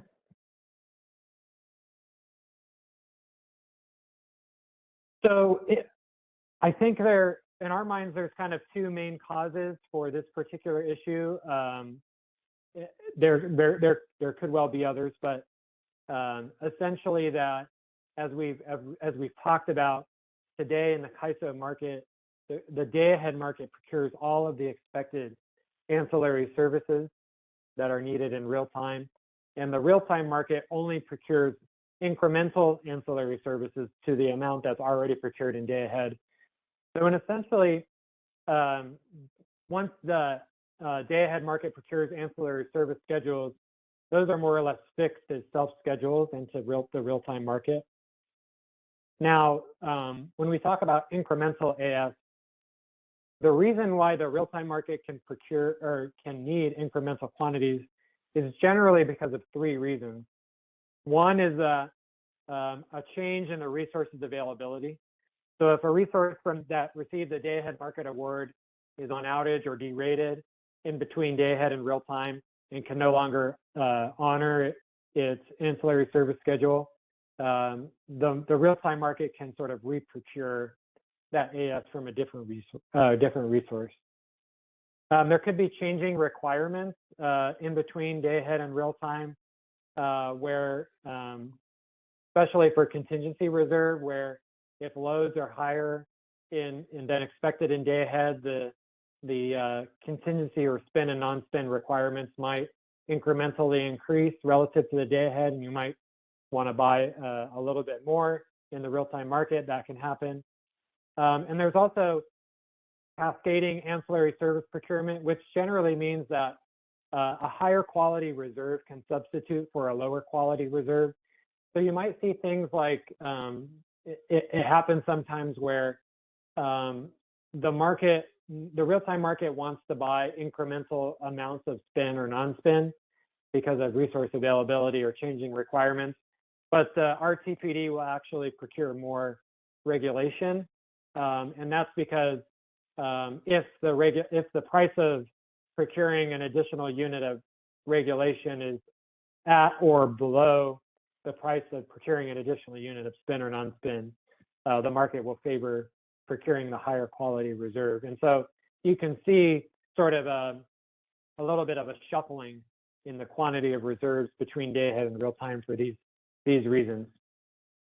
And in a sense, because you're only buying incremental quantities of ancillary services in RTPD, you have a limited quantity of reserve with which to co-optimize with energy and have much more limited chances for the scarcity reserve demand curve to prefer energy schedules over ancillary service schedules. So for example, let's imagine the total upward AS requirement from day ahead market is 2,000 megawatts total.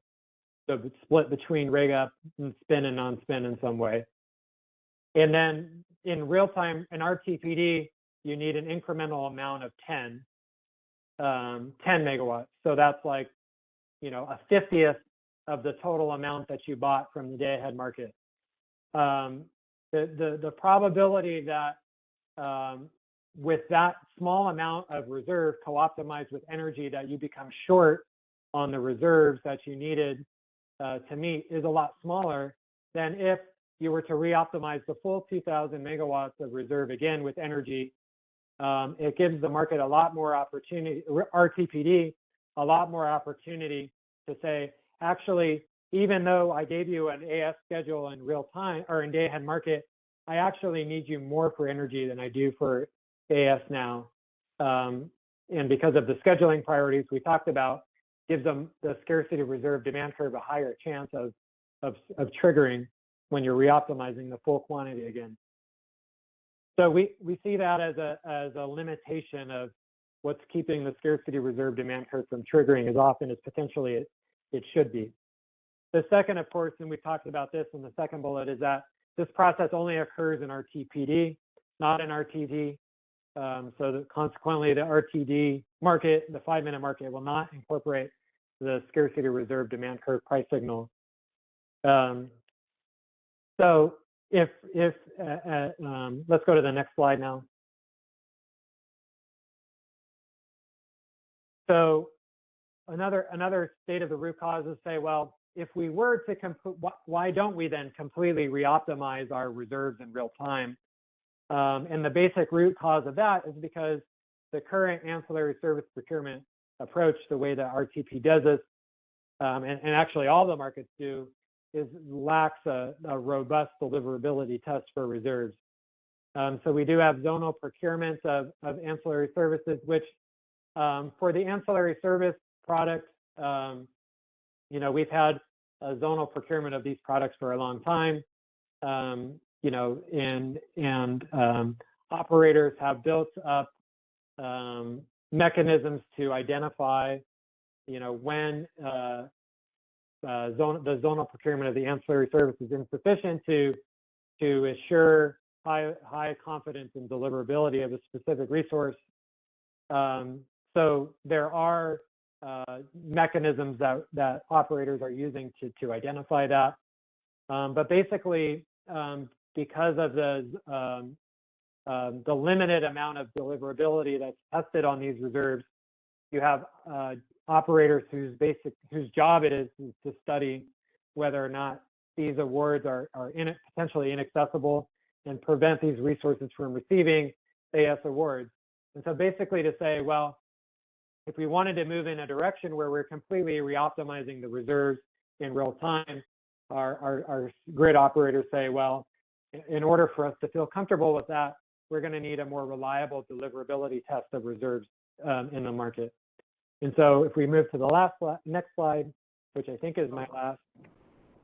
Sorry, James, real quick, we did have a hand from Callie pop up here. Do we want to maybe take that to make sure that's not something clarifying there? Could we unmute Callie Wells, please? Hi, it's Callie Wells with WPTF. Can you hear me okay? A little soft, Kelly. A little faint, actually. Let me see. Is that any better? Yes. Much better, Callie. Yeah. Okay. Sorry about that. I actually had just a couple comments. So one was back on your initial root cause slide.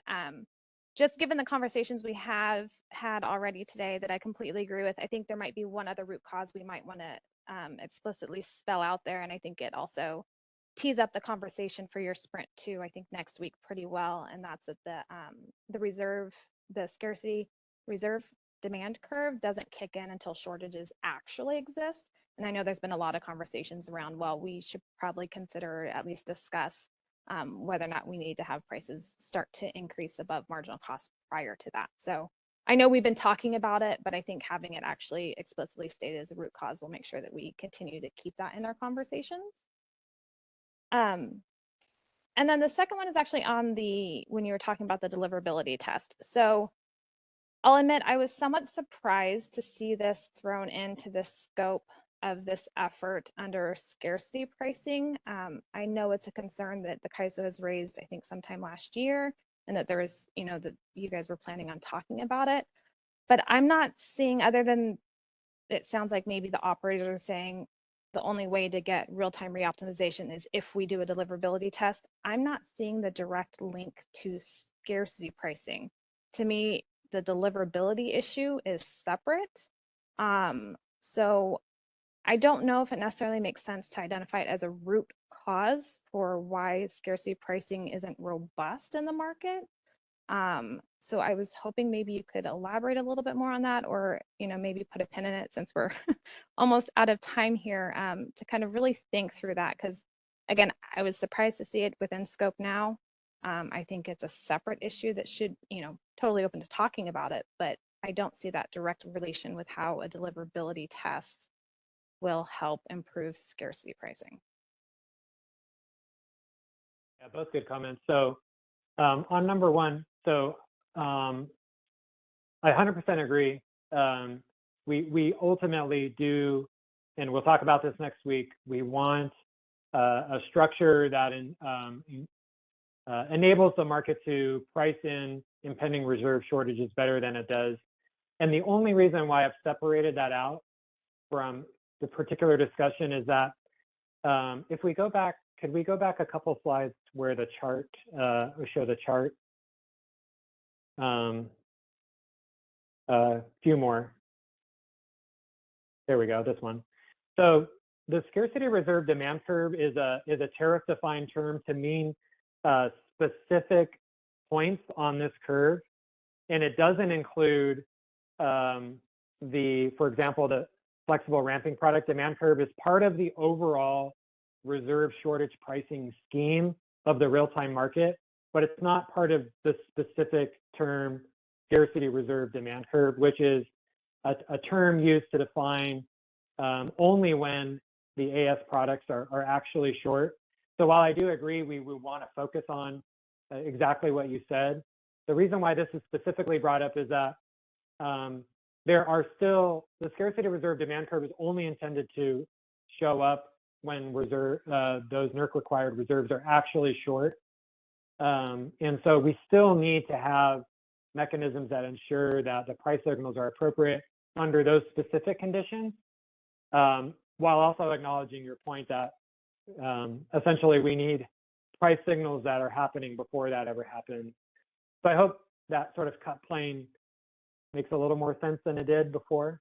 I'll stop there to make sure that resolves your first point. Yeah, I appreciate the clarification. Yeah, I still think I guess was trying to make sure that we keep that somewhere explicit so that it ensures that as we continue having conversations, I understand now you're talking about the tariff defined reserve shortage scarcity pricing, but in this conversation, I don't know if we necessarily want to tie ourselves to strictly talking about that specific mechanism, because even in my mind, even that specific mechanism has an issue with the way it's designed, doesn't allow those prices to increase prior to actually hitting shortages. So whether or not it's a root cause identified here or maybe in Sprint 2 next week, that's fine. I just want to make sure it's documented somewhere. Sure, and I guess to expand on your point, ultimately what you're saying is the scarcity reserve demand curve has been part of the CAISO market since 2010. And yes, there could be things that we could do to build on or improve it, but it also could be part of the more holistic solution to think about something completely different. Yeah, exactly. Okay, good. Yeah, good point. So on the second, we can go back to the original slide. I think it was 16 or 15, 17. There you go. I slipped this in a mention earlier to a back and forth that we had, but full reoptimization of ancillary service is its connection. We think that there are many market benefits beyond scarcity pricing where full reoptimization of ancillary services would benefit. And we're not going to get into all of those today, or even really completely in this working group. But one of the reasons why we think full reoptimization of AS benefits the market is because of scarcity pricing. So it's a necessary but insufficient part of the overall picture of why we think full reoptimization of AS makes sense in real time. This is just a specific subset of that discussion. And of course, to say that, like, if there were several reasons why full AS reoptimization would make sense, maybe that makes the link between the deliverability and the scarcity pricing. I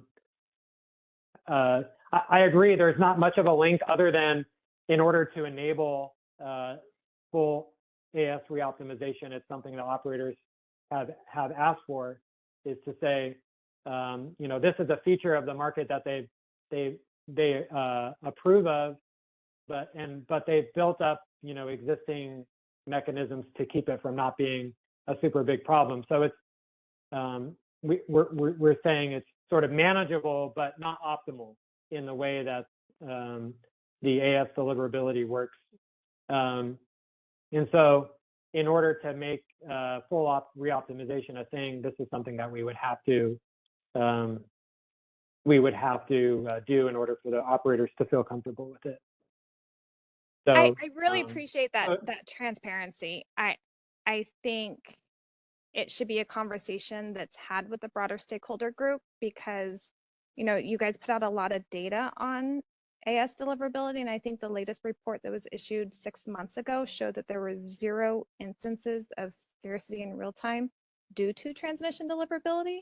So I think the way you phrased it was, I agree with it. It's a small benefit and maybe a fuzzy benefit related to scarcity pricing. I'm not saying it potentially wouldn't have other market benefits.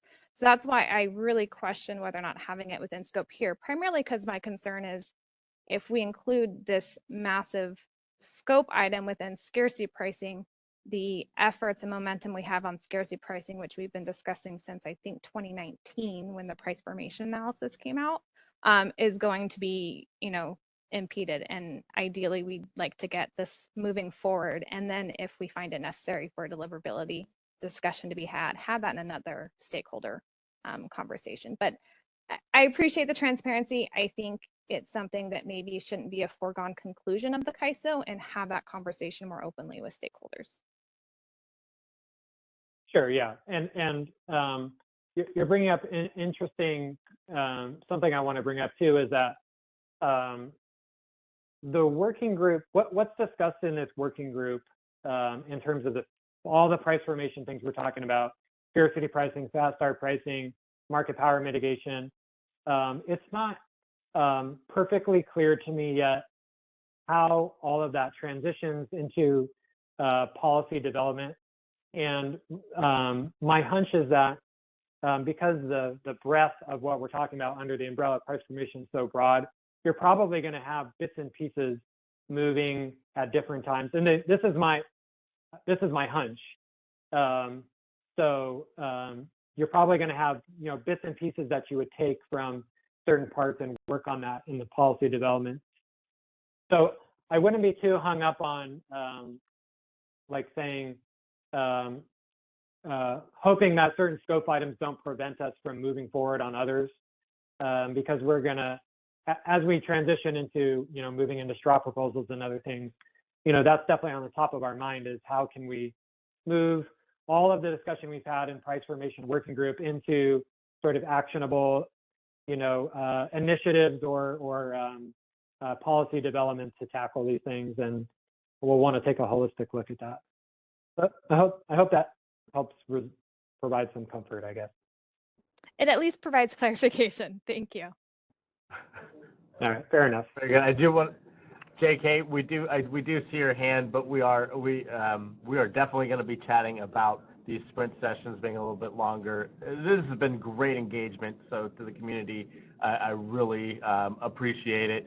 JK, if you could be brief. Dan, if we could perhaps follow up with you offline, we're definitely going to have Sprint 2 continue the reflection of this conversation. So JK, let's go to you. And I just want to reiterate James's point, Callie, that part of the working group construct is, let's identify them together, and then let's prioritize them together. So I think that's very valid feedback, and I think that's right in line with what we're hoping to do and having presented that and having gotten your feedback on that. So again, this has been a wonderful session, y'all. I appreciate your engagement. JK, let's go to you really quickly, and then we'll wrap up, and we have a lot of actionables to get back to this community on, so very excited about the 2024 PFE. JK, go for it. Hi, JK Wang from PG, and thank you, Juan and James, for the great presentation. I have a quick feedback. So I think it is a great problem statement that you made because it's localized the problem that we currently have. Now, one quick thing I'd like to think about and encourage the policymaker to think about is what is the, I think someone asked the question, what is the relation between the ancillary service market and energy market in the CAISO? And is that another cause leading to the scarcity pricing not being active as often? Because we do need to focus on, the market and especially generation fleets difference between the CAISO market and the other CAISO market. And I'm truly curious about, what kind of capacities and generators being offered into the market and awarded ancillary service capacity. So the ultimate mechanism behind the scarcity pricing is the coupling between ancillary service and energy. If the fleets that's being awarded ancillary service is not the same type of fleets that will be offering energy, then this coupling will be naturally weak. And no matter what you do, it's not going to impact the other side. So that's a quick feedback, and I definitely will be happy to follow up offline. Yeah, I understand that point, and it's important. So if I could just summarize back for the group, essentially what you're saying is that because of this, we're effectuating scarcity pricing through reserve shortage pricing that happens through the co-optimization of energy and reserves, as we talked about in the previous session. And to the extent that you have that might work well if you have a generation fleet that's offering an abundance of the services. So it's offering all, its capacity for energy, regulation, spin, non-spin, everything that it could possibly be awarded is all sort of co-optimized in the market. But to the extent that you're not getting sort of full participation of the resources in these products, it sort of weakens the link between the price signal co-optimized among the products. I think that's your general point, right, JK? Yeah, because it's, I think it's clearly stated also in the BPM and in a tariff that the CAISO actually, is quite aware of that in the beginning, that the ancillary service scarcity pricing may or may not impact the energy price. Depends on whether the same unit will be offering the ancillary service and energy at the same time or not. If the market is naturally separated, we have a different type of resources willing to offer into ancillary service markets, or is more likely to be awarded ancillary service and energy differently. If that's a market itself is already separated, then no matter how good a job you do by designing the demand curve or re-optimize ancillary service in real time, it will not work, because the whole thing depends on the coupling of the two markets. So that would be something, we'd like to see in analysis. If there will be, some data actually showing there's still a coupling, and to what kind of capacity and resources, that would be really helpful. All right, point taken. Thank you, JK.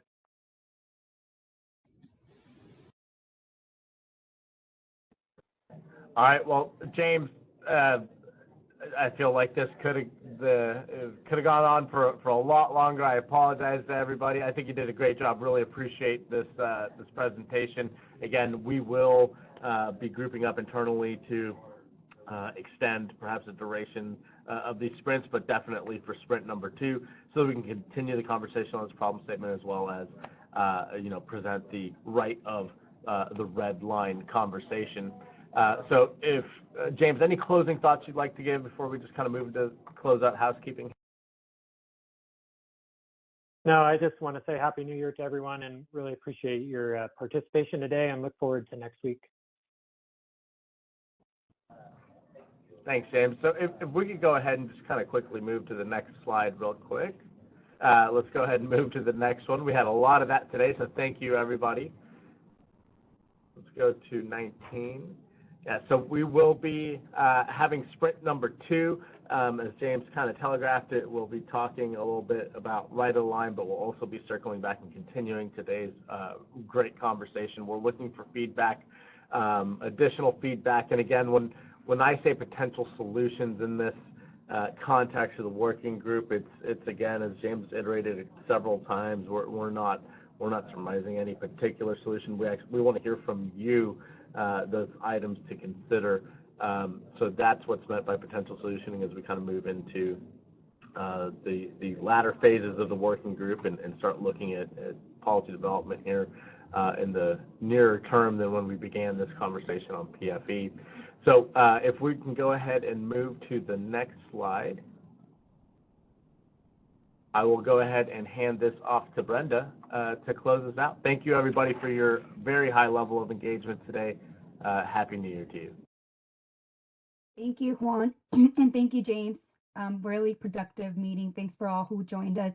We picked about 120 attendees, so that's a great start. And also the attendee list went out earlier today if you wanted to see who was on the call. For today's upcoming working group sessions, we do have them scheduled next week on the 17th. That will be a 2-hour meeting. We may extend it just based on conversations that were taking place today, but we'll make sure a notice will be going out earlier today for the 17th and 24th meetings that are happening. So the 24th meeting will be hybrid. That registration link will be on that notice. So make sure you register if you plan to come on site so we can make sure security is aware who's coming.